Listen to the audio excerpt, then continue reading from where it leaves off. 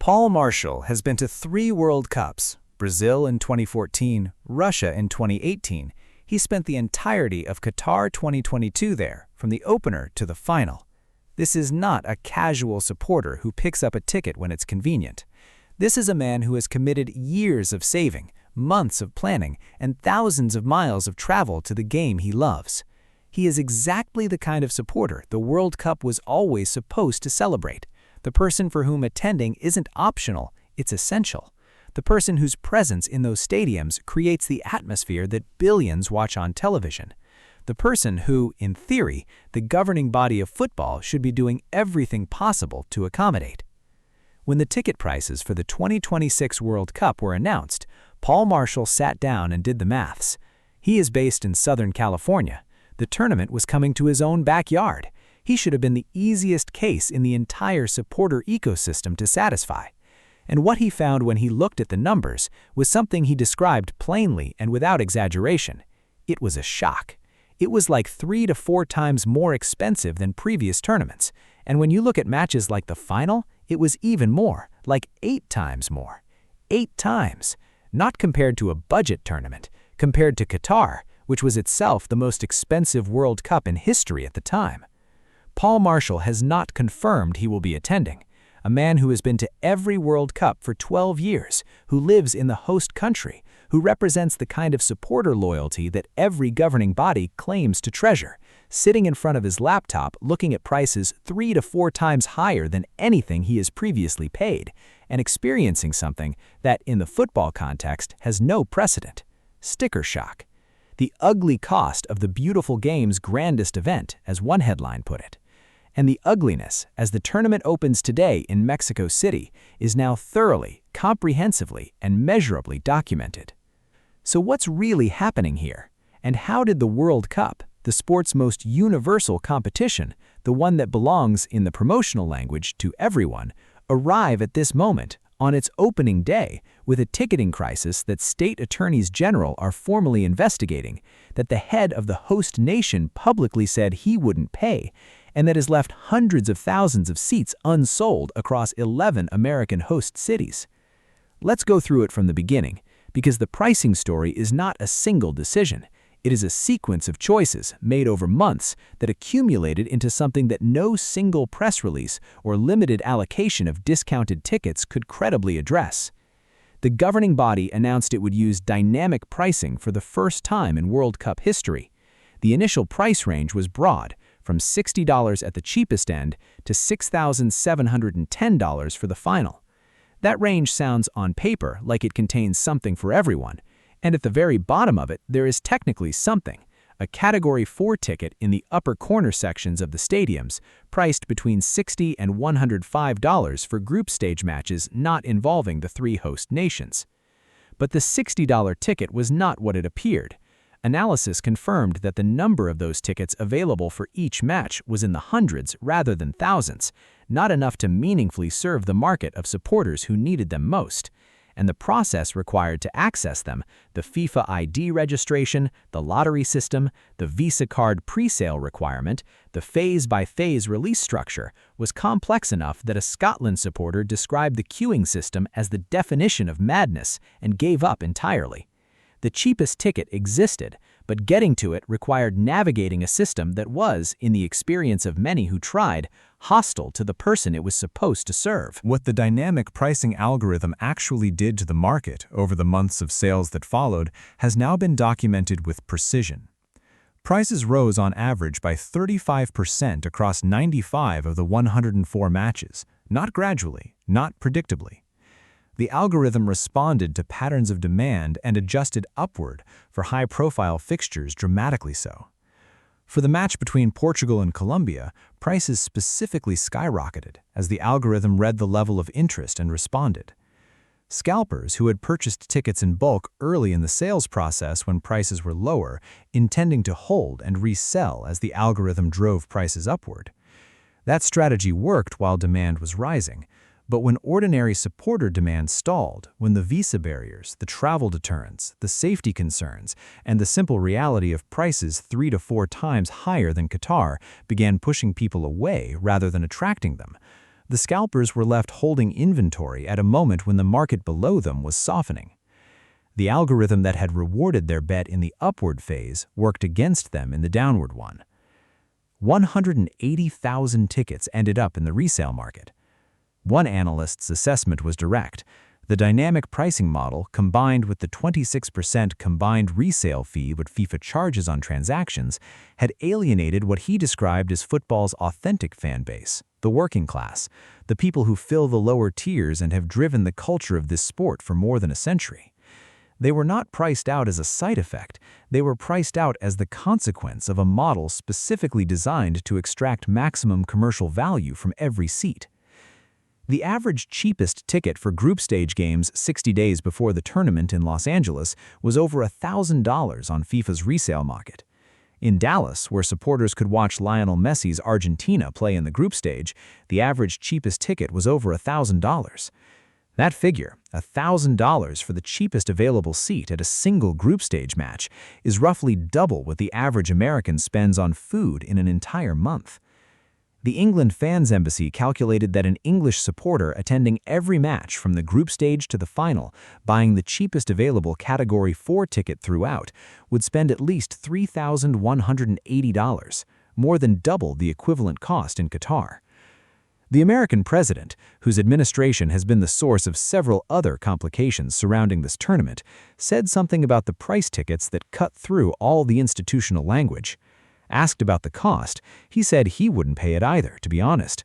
When the head of the host nation is publicly declining to endorse the pricing of the event his country is hosting, the governing body has a communication problem that no press release can resolve. And then there is the additional $79 fee, a charge that FIFA introduced separately from the ticket price, separately from the dynamic pricing model, separately from the resale fees, for supporters who want their names displayed on the stadium's big screens before World Cup matches. A shout-out fee. $79 to have your name on a screen, at a match you have already paid hundreds or thousands of dollars to attend, in the context of a governing body generating $3 billion from ticketing alone. That detail, when it circulated, became one of the most shared pieces of information in the entire pre-tournament period. Not because it is the most significant financial burden on supporters, but because it captures in miniature the character of the relationship between this governing body and the people it is charging. Think about the Haiti-Scotland match, Foxborough, the 13th of June.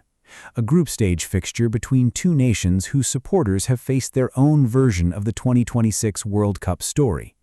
Haiti under a travel ban that bars most of its nationals from entering the United States.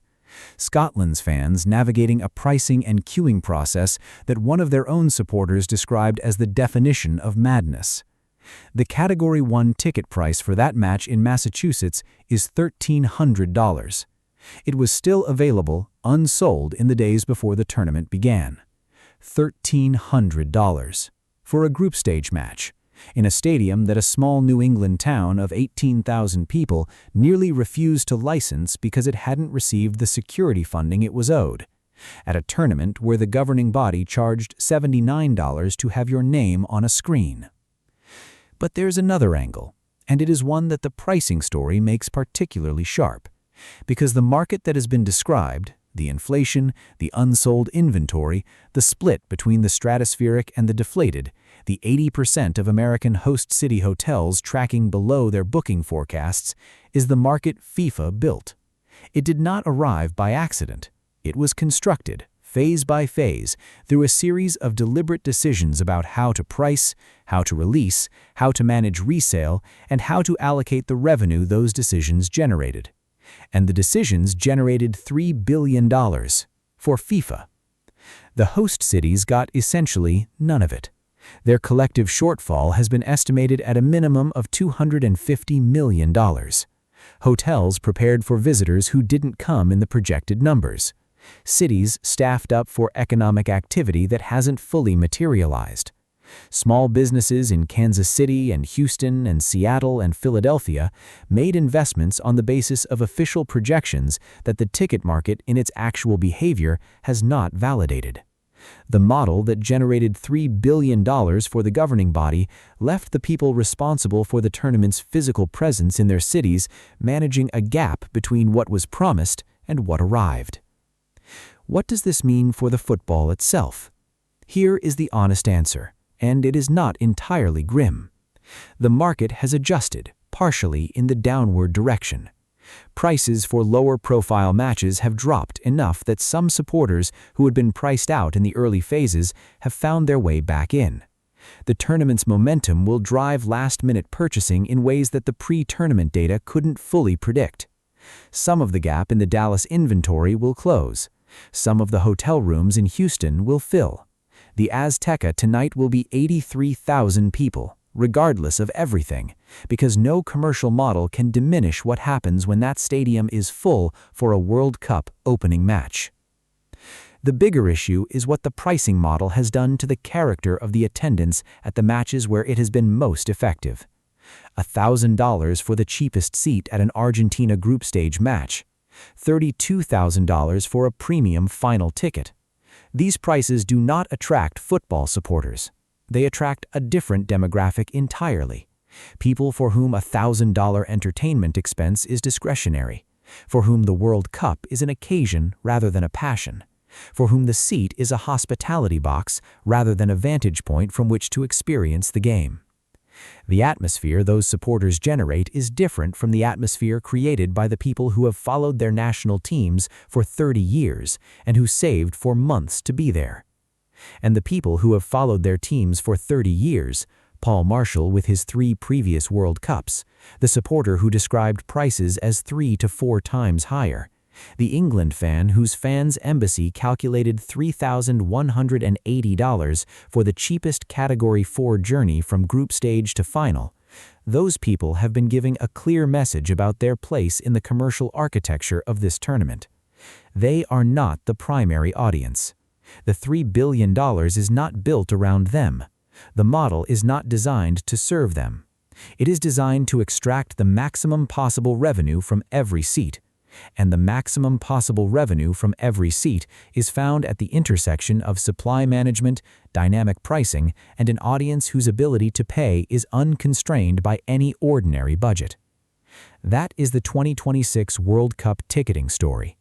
Not as a set of complaints, as a structural description of what was built, why it was built, what it generated, and what it cost, not in dollars, but in the people who weren't there. In the 180,000 tickets in the resale market, in the $1,300 Haiti-Scotland seat that sat unsold in Massachusetts, in the $79 shout-out fee that no one asked for, in the $32,970 premium final ticket that FIFA itself listed on its own platform, and in Paul Marshall, 3-time World Cup traveler, sitting in Southern California looking at prices 8 times higher than what he'd paid before in the tournament that came to his own backyard. What do you think? You've followed football long enough to have a view on what a World Cup ticket should cost and who it should be available to. Has FIFA crossed a line with the 2026 pricing model that can't simply be walked back with a limited allocation of discounted seats? Or do you believe that the commercial revenues generated, $3 billion from ticketing alone, represent a kind of success that will fund the development of the game globally in ways that justify the cost to the supporters who were priced out? If you found this worth your time, a like helps more than you'd think. Subscribe if you enjoy thoughtful football coverage, and let me know your view in the comments.